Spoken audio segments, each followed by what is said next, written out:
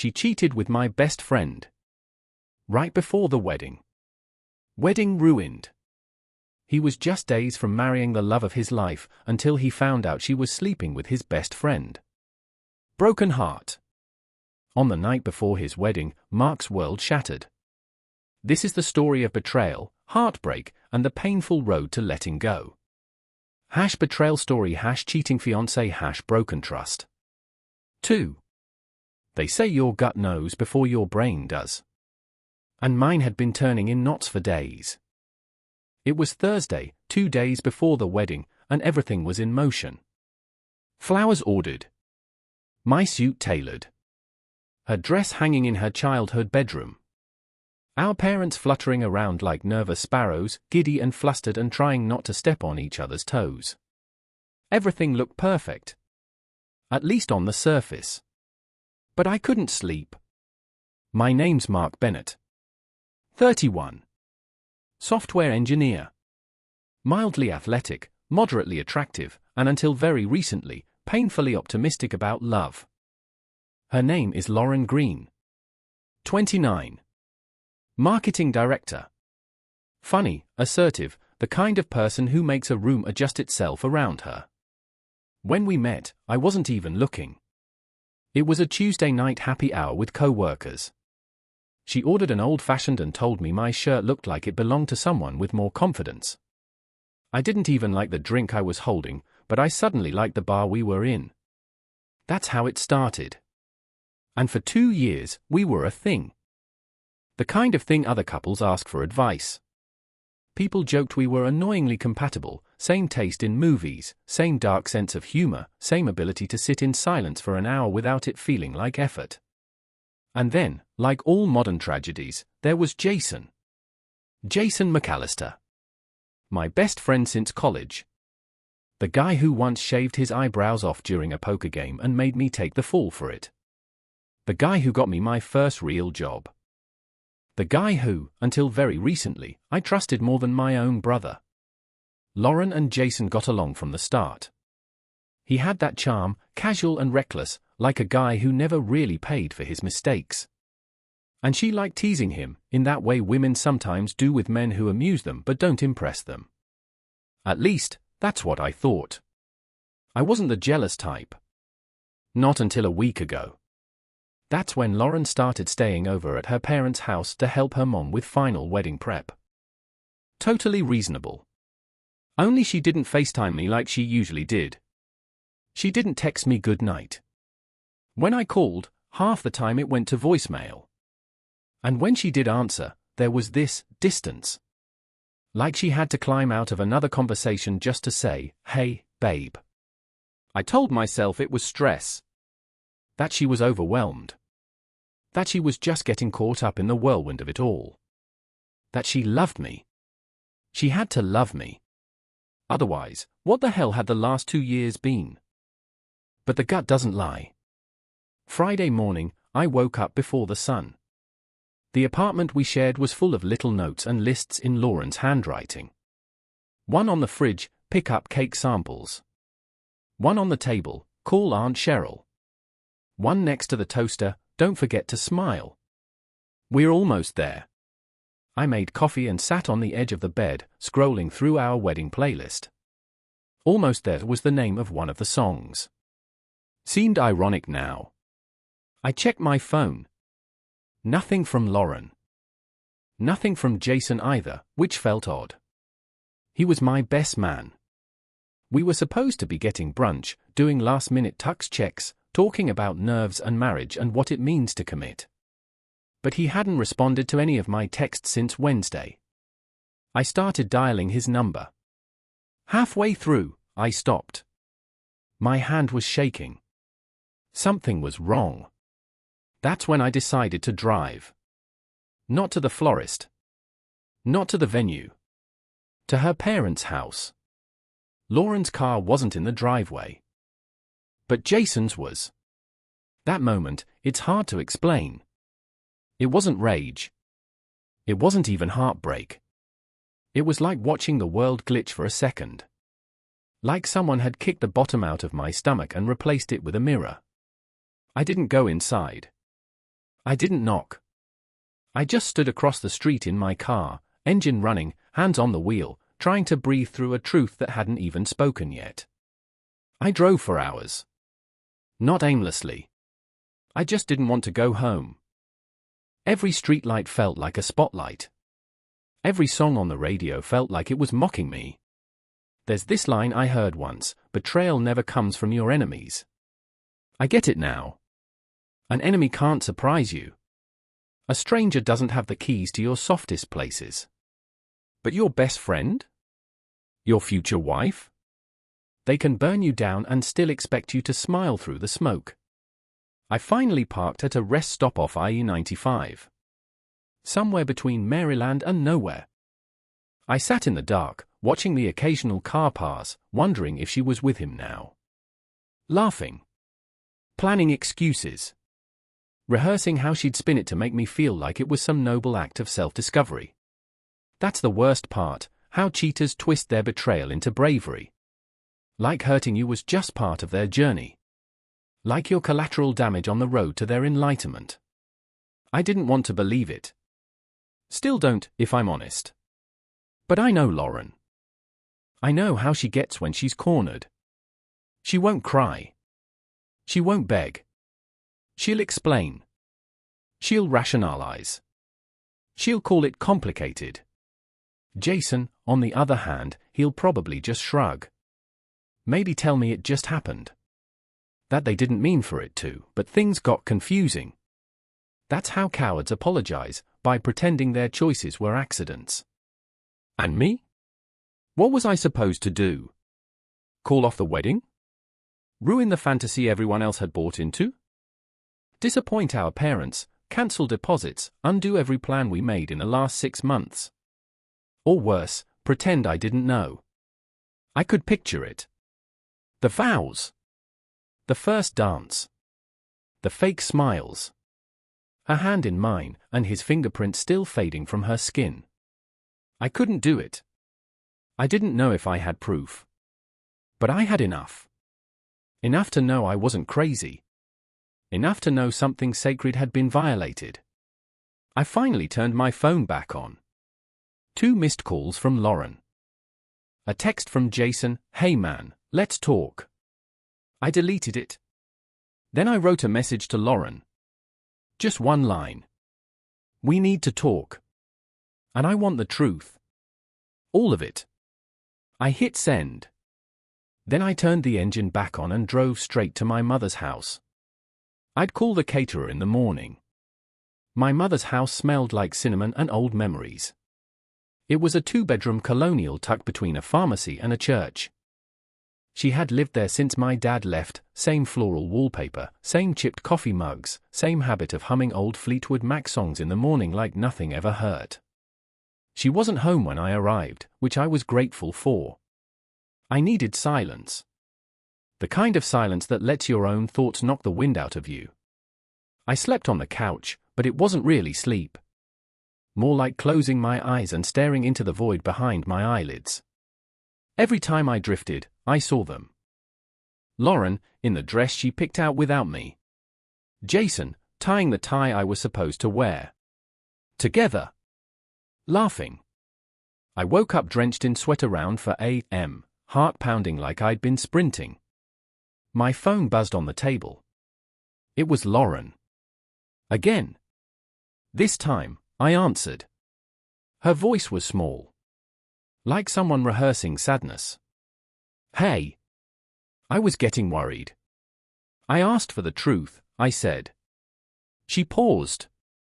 I could hear her inhale, hold it, then let it go. "Can we talk in person?" she asked. "I don't want to do this over the phone." "Then meet me in 1 hour. Park across from the old theater on Broad." Mark.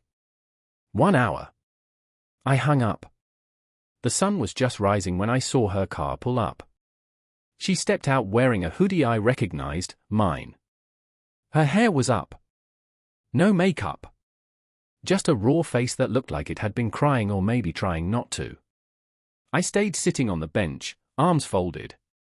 She sat beside me but didn't get too close. I didn't mean for any of this to happen, she started. That phrase. Every cheater's national anthem. I didn't come here for poetry, I said. Just tell me how long. She looked down at her hands. Rubbed her fingers together like the truth might fall out if she worked hard enough. 3 weeks. I blinked. 3 weeks? My voice cracked. You've been with him for 3 weeks. She nodded slowly. It was just once, at first. I didn't plan it. I was with my mom, and Jason texted to say he had something for the wedding. A surprise. Something for your speech. I closed my eyes.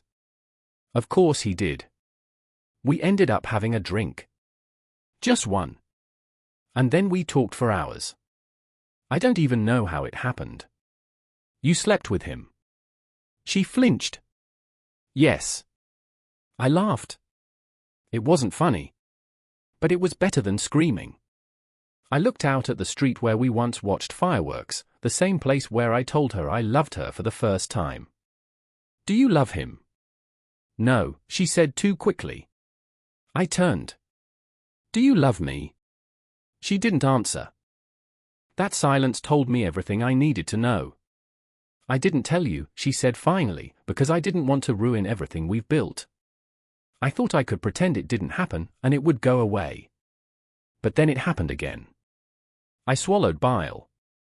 So it wasn't just once. She looked ashamed. No.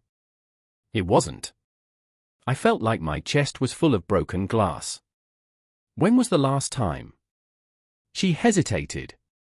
The night of the rehearsal dinner, she said. I stood. The world tilted sideways for a second. So while I was standing next to my best man and raising a toast to the woman I thought I was going to spend the rest of my life with, you were sneaking off to screw him behind a catering van. Tears welled in her eyes. I'm sorry. No, you're not, I said. You're sorry you got caught. That part of me, the one that still remembered how she laughed in her sleep, how she danced barefoot in the kitchen, wanted to hold her. But the rest of me, the part that had been gutted in slow motion over the last 48 hours, wanted to disappear. I want your ring, I said. She took it off and handed it to me. I didn't even look at it. I dropped it in my coat pocket like it was something someone else had worn. Then I started walking. Mark, she called after me, what happens now? I didn't turn around. You and Jason figure that out. I stayed at my mom's for 3 more days after that conversation with Lauren. Didn't answer calls. Didn't reply to texts. My phone might as well have been a brick. Everyone was looking for me. Vendors. Relatives. Friends who flew in from out of state expecting to see 2 people promise forever under white lights and floral arches. And instead, all they got was silence. I let them wait. The wedding was supposed to be Saturday. Saturday came. So did the sun. But not the vows. Not the music. Not the photos we were supposed to laugh over 20 years from now. Just an empty venue and 1,000 unanswered questions. Lauren sent a message that morning. I didn't open it. Jason never texted again. Coward. I imagined they had their own little reckoning. Maybe she yelled. Maybe he cried. Maybe they convinced themselves they were in love now and tried to build something on the ashes of what they burned. Good luck with that. But me? I sat on my childhood porch in sweatpants and a hoodie that didn't smell like her anymore, and I watched birds pick at a half-eaten bagel someone had thrown on the lawn. That was my whole Saturday. There's this part of betrayal no one talks about. It's not just the anger. Not just the grief. It's the embarrassment. The shame of having been the last to know. Of having looked so confident. So certain. Standing in front of people saying things like she's the one or Jason's like a brother, only to realize later that everyone must have seen the cracks before I did. Or worse, no one did, and that makes you question if anything was ever real at all. On Sunday, I finally opened Lauren's message. It was short. I never wanted to hurt you. Please believe that. I'm leaving town for a while. I hope someday you can forgive me. No mention of Jason. No explanation. Just the signature cowardice of someone who got what they wanted and didn't like how it made them feel. I didn't respond. Instead, I called a locksmith. Told them to change every lock at the apartment. Then I called the leasing office. Told them I'd be moving out by the end of the month. There was nothing left there for me except a bed that smelled like strangers and drawers full of lies. By Tuesday, word had gotten out. Mutual friends started texting. Not to ask how I was doing, but to find out what happened. They wanted drama, not healing. One of them, Paul, tried to act concerned. Bro, I don't know the full story, but I heard Lauren and Jason, is that real? I left him on read. What was I supposed to say? Yeah, my fiancé cheated on me with my best friend 36 hours before our wedding. What's new with you? People love train wrecks, especially when they can pretend to care while they rubberneck. I went back to the apartment that weekend just to grab some things. It felt like walking into a crime scene. The furniture we picked out together. The pictures we'd never framed. Her damn coffee mug still in the sink. I didn't cry. I thought I would. But all I felt was tired. So tired. I packed up everything that was mine. Clothes. Laptop. Books. My record player. And a framed photo of me and my dad fishing when I was 8. One of the few good memories I had before he bailed on us. Then I grabbed a garbage bag and dumped every wedding-related thing I could find into it. Guest lists. Invitations. Our save-the-date magnets. The little ring box I used to propose. All of it. Gone. The last thing I did before I locked the door was take down the photo of me, Lauren, and Jason from the fridge. It was from last summer, one of those sunny days where time moves slow and everything feels like it's going to last forever. We were on a boat, laughing. Jason had his arm around both of us. I remember thinking, man, I'm lucky to have these two. I stared at that picture for a long time. Then I tore it in half. And then into quarters. And then I left it in the trash, right on top of the ring box. I moved into a small one-bedroom on the edge of town. Nothing fancy, thin walls, cheap carpet, a kitchen the size of a closet, but it was mine. No ghosts in the furniture. No memories in the hallways. Just a blank space where I could try to remember who I was before her. Before them. The first night I slept there, I didn't sleep at all. I lay on the mattress, still on the floor, staring at the ceiling fan spinning too slow, too quiet. My brain kept running the same scenes over and over like some internal crime documentary. Jason smiling as he handed me a beer at my bachelor party. Lauren trying on dresses and saying, I want something timeless. The way they both looked at me when they thought I wasn't looking, like I was the punchline to a joke I hadn't heard yet. Betrayal doesn't just cut once. It keeps cutting, over and over, every time a memory collides with the truth. A week later, Jason texted me. Just 5 words. You want to talk yet? I stared at it for a full minute. Not because I didn't know what to say. I knew exactly what to say. I just didn't know if saying it would give me peace or make me lose whatever piece of myself I had left. Eventually, I typed back. There's nothing left to say. Then I blocked his number. Let him talk to himself. People kept trying to patch me up. Aunt Marie sent brownies. My coworker Derek offered beer and bad movies. Even my mom, God bless her, kept telling me, everything happens for a reason. I love her, but that phrase made me want to scream. Not everything happens for a reason. Sometimes people are just selfish. Sometimes they do things because it feels good in the moment, and they don't care who gets torn to pieces in the process. There's no grand lesson in that. No inspirational quote to stitch onto a pillow. Some wounds don't come with a moral.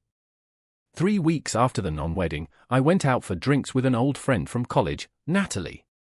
We hadn't seen each other in years, but she reached out when she heard what happened. She was easy to talk to.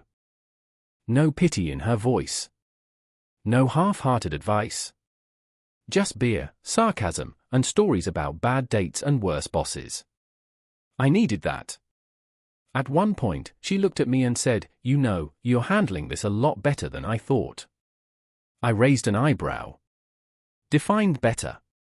"Well," she said, swirling her drink, "you're not drunk, not crying, and you haven't started a podcast about male betrayal, so high marks." I laughed. For real, this time.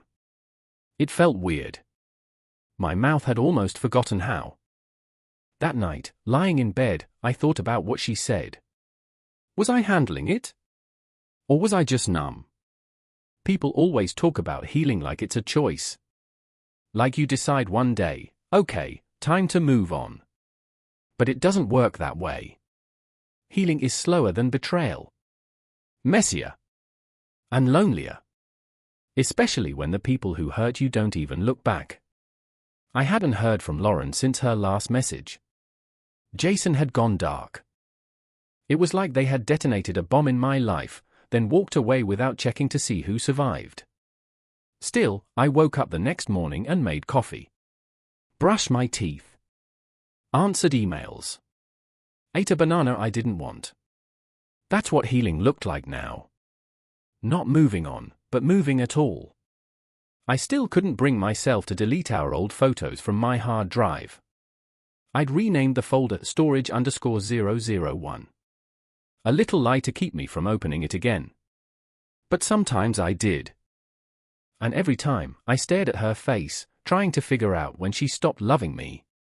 Was it slow, like water draining from a tub?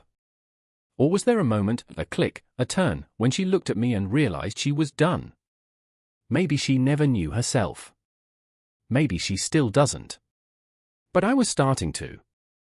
And even though I didn't know what came next, I knew this, whatever I became after this, it would be mine. Not built from what she left behind. Not shaped by Jason's shadow. Just me. Scarred. But still standing. I saw them again. Not together. Not in person. But I saw them. It happened on a Thursday afternoon in late April, 6 weeks after the wedding that wasn't. I was in the checkout line at the grocery store, of all places, buying eggs, oranges, and a frozen pizza I didn't really want. And there they were. On someone else's phone. Held up in front of me. Two strangers scrolling through Instagram, laughing at some reel, and then pausing on a photo. Jason and Lauren. Together. In Nashville, according to the caption. Wearing cowboy hats and looking like a couple who'd survived something hard and were now stronger for it. One of those fake candid shots, her leaning into his chest, him looking off into the distance like he had a future again. I didn't say anything. Just stared at it until the guy holding the phone caught me looking and turned away. I paid for my groceries and left. But I couldn't leave them behind. They were back. Not physically, but in my bloodstream. A toxin I'd been trying to flush out. And now they were trending again. Cute couple, second chance love story, all that bullshit. And the world would eat it up because no one knew what it cost me. I sat in my car and just stared through the windshield for a long time. I didn't cry. I didn't scream. I didn't even blink much. I just felt hollow. I drove to a place I hadn't been since I was 23, an old cabin out near Lake Holt, about an hour outside the city. It used to be my dad's fishing spot before he left. Then it was mine for a while. A place to unplug. I still had the key. The cabin hadn't changed. Still smelled like cedar and damp air. A single bed, an old radio, and no signal. I stayed there for 2 nights. Brought a notebook. No phone. No distractions. Just paper and silence. I thought maybe I'd write a letter to them. Not to send. Just to purge. Instead, I wrote about myself. About the things I let slide. The red flags I ignored because they came with warm hands and good intentions. The way I kept minimizing my own doubts because I didn't want to look like that guy, insecure, jealous, needy. The truth is, I felt it before I knew it. There were little clues. Like how Lauren always asked about Jason's opinion, even on stuff that had nothing to do with him. Or how she defended his dumbest jokes like they were sacred. Or how Jason would always joke about how lucky I was. But the way he said lucky felt like he was trying to convince himself more than me. Looking back, it's all there. The truth is always hiding in plain sight. You just have to stop lying to yourself long enough to see it.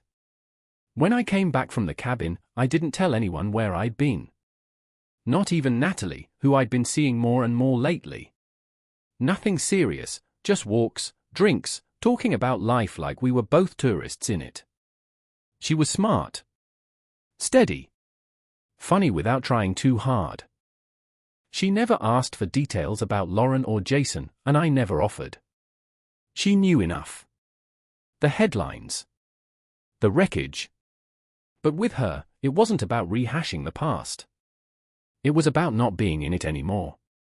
She made me feel like a person again. Not a cautionary tale.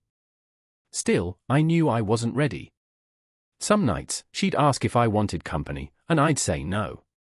Not because I didn't want her there. But because I didn't want to bring ghosts into a space that finally felt clean. One night she said, "I get it. Just, don't let them win by making you scared to feel anything again."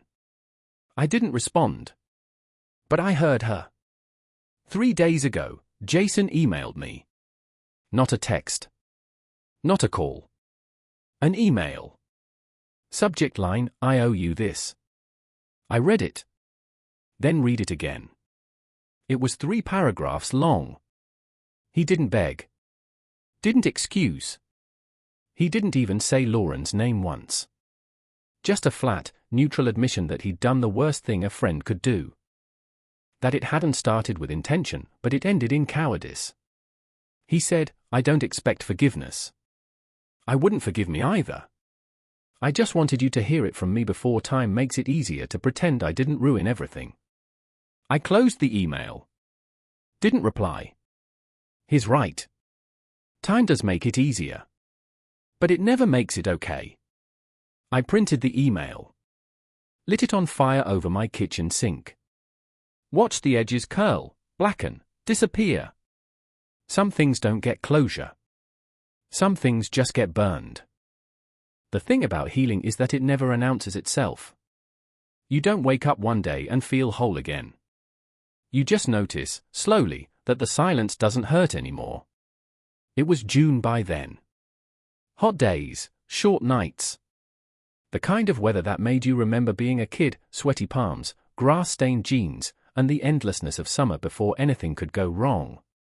I was sitting on the steps of my new place. Not much of a view, just a cracked parking lot and a row of stubborn weeds growing through the sidewalk, but it was mine. Clean. Quiet. Honest. I hadn't heard from Lauren in over a month. Not a text.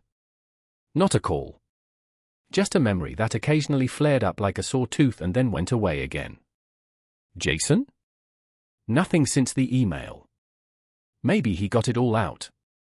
Maybe he moved on. Maybe he's still telling himself what they did was complicated and not just cruel. I don't care anymore. I don't wish them well. But I don't wish them anything. That's the part that surprised me the most, not the rage, but the indifference that followed. Like standing in front of the ruins of a house you once loved, and finally realizing it wasn't worth rebuilding. I started painting again. Something I hadn't done since college. Bought some cheap acrylics and a second-hand easel off Craigslist. At first, I painted what I remembered, her silhouette in the kitchen, the skyline from our balcony, the look on my face when I first saw the ring. But eventually, I stopped painting her and started painting me. Places I wanted to be. Things I hadn't done yet. Colors that had nothing to do with heartbreak. Natalie would come by sometimes, sit on the floor with a drink, and point out which ones looked like they were done by someone still bleeding. We laughed about that. But she never pushed. Never asked for more than I could give. I think that's what real kindness is, knowing where to stop. One Saturday in late July, I ran into someone who'd been at the rehearsal dinner. A distant cousin. She looked surprised to see me in public. "Oh," she said, "you look good." "Yeah," I replied. "Guess I am." She smiled awkwardly. "So what happened between you and Lauren?" I paused for a moment. Then I said, "It wasn't what I thought it was." That's all I said. That's all I needed to say. She nodded. "Well, I'm glad you're okay." And for the first time, I realized I was not healed, not untouched, but okay. Still standing. Still here. People love to talk about closure like it's a door you can shut. But for me, it's a door I never had to open in the first place. It was just there, waiting for me to stop looking back. So I stopped. The last wedding gift I opened was from someone I barely knew, one of Lauren's work friends. It was a blank leather journal. Inside the front cover, a note. "For your new chapter." Whatever that may be. At the time, it felt like a cruel joke. Now? Now it feels like prophecy. So here's my new chapter. I go to bed alone, and I don't hate it. I wake up to sunlight, not silence. I stopped wondering if she thinks about me. I started thinking about what I want next. And when people ask, "What happened to you too?" I just say, "She made a choice. So did I."